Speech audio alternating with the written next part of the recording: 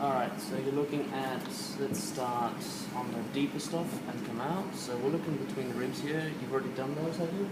Or do you want to go through those? We can go through those again. You happy to go through them again? Alright, so you have the angulations here, going out that way. You have the internal intercostals.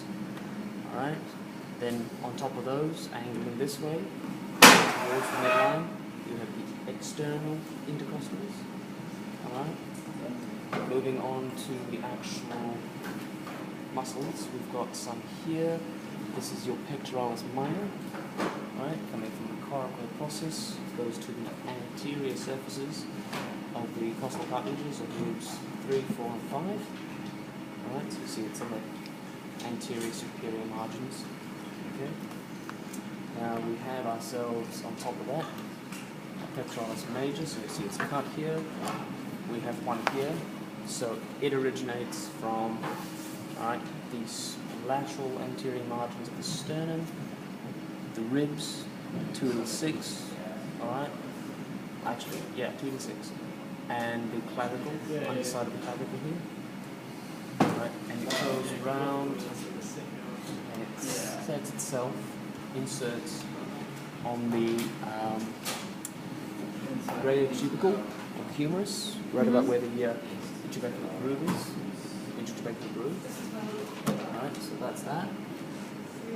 Alright, now, your serratus anterior, okay, it's a muscle that starts from here and wraps itself around on the back. Okay? So you can see here, the serratus anterior, as it sits on the ribs. You can see around on this side here how it has that serrated appearance with the external abdominal obliques. Okay, now it goes round, hugging close to the ribs, and it inserts itself in the anterior surface of the vertebral border of the scapula.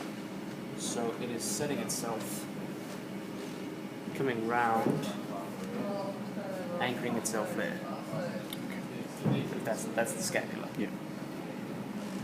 Okay. Alright. Do you want movements as well? Yeah, sure. It'll help with that. Yeah. Okay, well, because the muscles I just told you, they anchor on the ribs and move out, alright? They have an effect on, so these two have an effect on the shoulder or the scapula. Okay, this one, because it's going to the coracoid process, it will actually depress the scapula and do a little bit of protraction. Okay? This one, because it's on the humerus, is actually going to adduct the shoulder, and it can, because if you stabilize this joint, it'll actually protract the scapula as well because you're pulling the shoulder forward. Alright? In breathing, if you pull the shoulders back and stabilize, they instead pull on the ribs and the sternum to increase that space. And opens the thoracic cavity. Opens the thoracic cavity. Serratus anterior as well. Okay. It has a tendency to protract the scapula around. Okay. If you stabilize the scapula, it's now going to pull and open the rib cage as well. Alright, going on to our abs.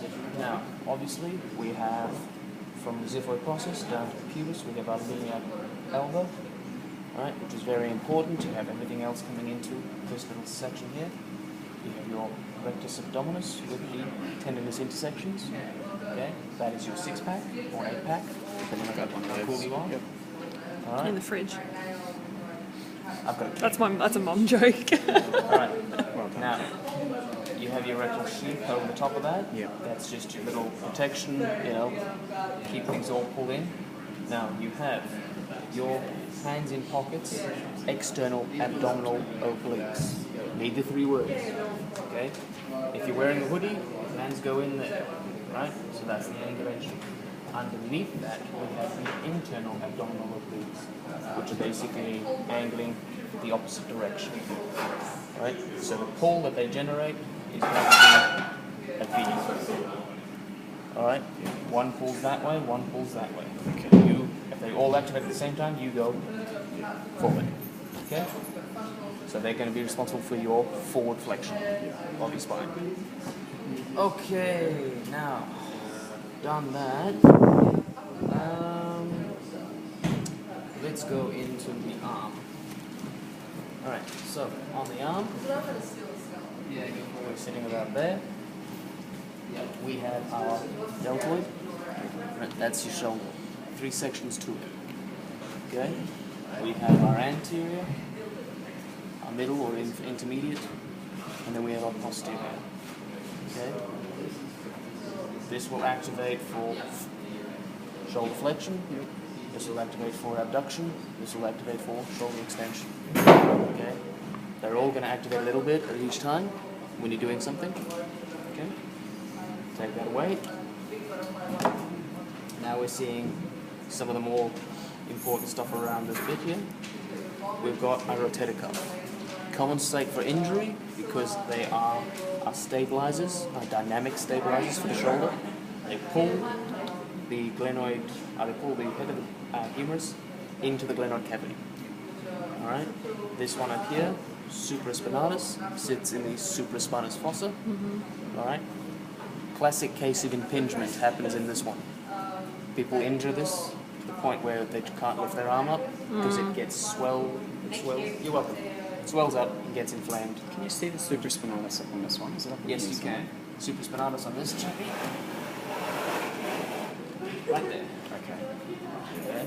So the deltoid will cover the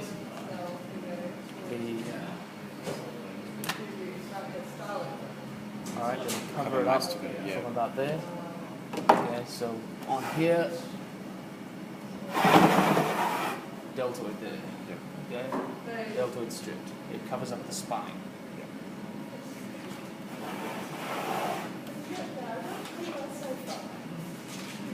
That's all. Anyway, you have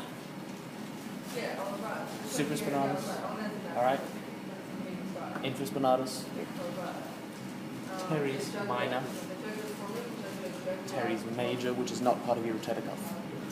Okay, don't make that mistake. Teres minor, teres major. Yep. Okay. The difference being, aside from the fact that one's bigger and smaller, is this is all going to the greater tubercle. This is going to the other side. Alright, teres minor does external rotation, teres major does internal rotation. Okay?